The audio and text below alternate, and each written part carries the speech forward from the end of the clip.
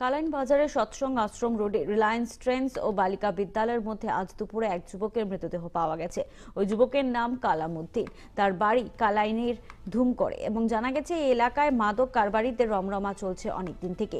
মৃত কালামুদ্দিন ও মারাত্মক মাদকের কবলে পড়ে মৃত্যুবরণ করেছে কিনা এ নিয়ে সংশয় প্রকাশ করেছেন অনেকে। এ নিয়ে পুলিশের কড়া পদক্ষেপ কামনা করেছেন স্থানীয় বাসিন্দারা।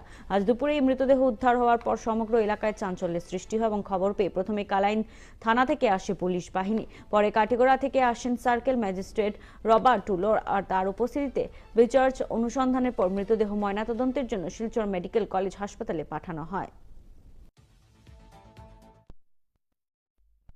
আজকে 10টার সময় এখানে সকাল 10টার সময় ট্রেন্ডসের পিছনে এবং বালিকা স্কুলের একবারে ওয়ালের সঙ্গে লাগাই প্লাস অনুকূল ঠাকুরের মন্দিরের কাছে মলয়দেবের দোকানের সামনে একটা ডেড বডি পাওয়া গেছে।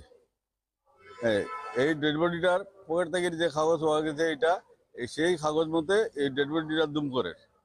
তো ব্যাপারটা হয়েছে